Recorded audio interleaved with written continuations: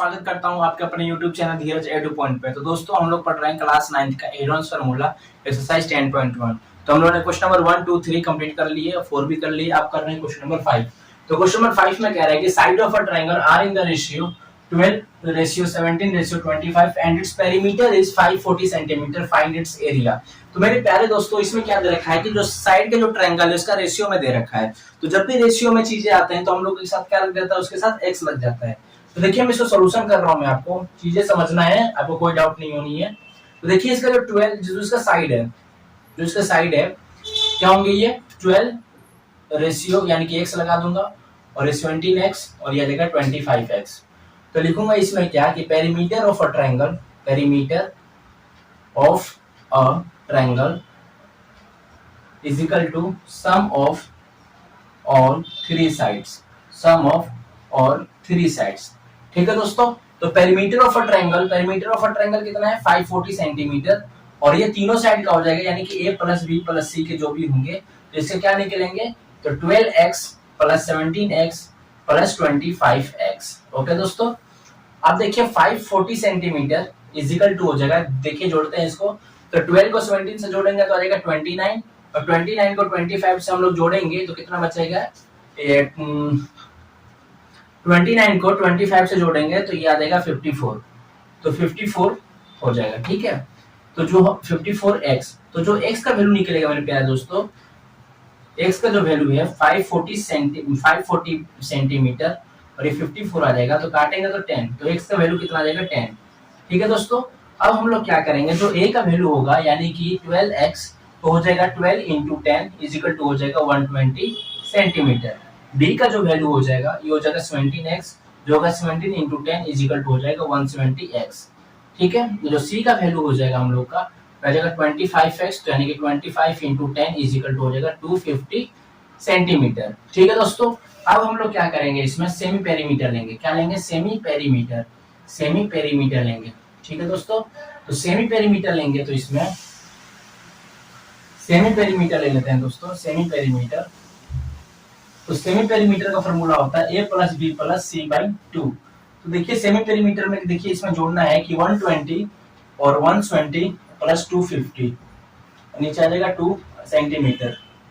तो 120 को 270 से जोड़ेंगे तो कितना आ जाएगा 2290 यानी कि 12 को 17 से जोड़ूंगा तो 29 और 25 को जोड़ूंगा तो वही सेम आ जाएंगे 54, एक जीरो लग जाएगा, राइट, 540।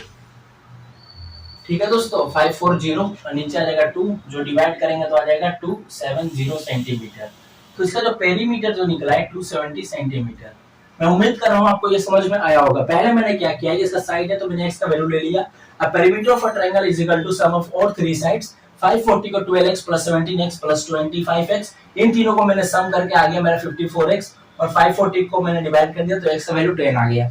बाकी के जो मेरा a का जो वैल्यू है गया 12x को मैंने 12 into 10 is equal to 120 centimetre, b is equal to 17x is equal to 17 into 10 is equal to 120 centimetre, c is equal to 25x is equal to 25 into 10 is equal to 250 centimetre. ठीक है दोस्तों, उसके बाद मैंने क्या किया, semi perimeter a plus b plus c by 2 120 plus 120 plus 250 by 2 तीनों को मैंने ऐड करके 540 बाई 2 कर दिया, दोनों को डिवाइड करके मेरा आ गया 270 सेंटीमीटर। अब हम लोग निकालेंगे क्या, हम लोग का एरिया निकालना है, फाइंड आउट करना है क्या, एरिया। तो लिखेंगे area of triangle under root S minus A, S minus B और एस माइनस सी। ठीक है दोस्तों, आपको ये समझ में आ गया होगा। ये आ गया 270 तो लिखेंगे 270। अब देखिए ए का वैल्यू कितना आ गया हम लोग का 120 और बी का 270 और बी का वैल्यू हो जाएगा 170 और 270 और बी का वैल्यू सी का वैल्यू हो जाएगा 250 ये सेंटीमीटर क्यूब। ठीक है दोस्तों, लिखेंगे क्या इसमें 270। अब 270 को मैं 120 से माइनस करूंगा, 120 से मैंने 270 को माइनस करूंगा तो 051 तो कितना आ गया 150, ये हो गया 150। अब 270 को मैं किससे माइनस करूंगा, एक सेकेंड, 120 से मैंने माइनस किया तो 150 हो गया।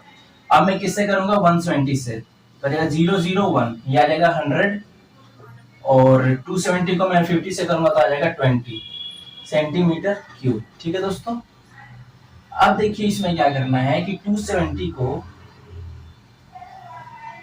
अब देखिए 270 को मैं क्या लिख सकता हूं, आपको पता है देखिए 270 को मैं 17 इंटू 10 लिख सकता हूँ, बिल्कुल।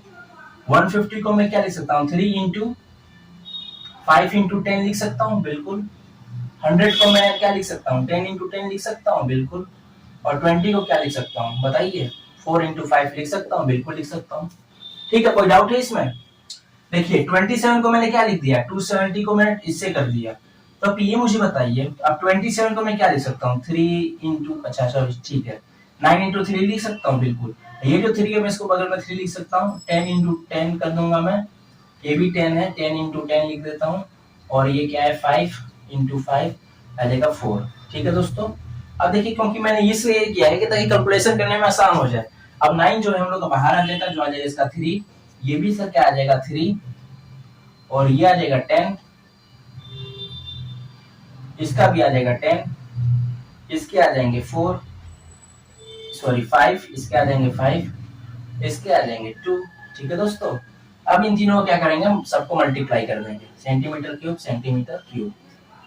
तो देखिए 3 3 जा 9, और 9 हो गया, तो ये डबल जीरो आ जाएंगे, और ये 5 2 जा 10, ये हो गया।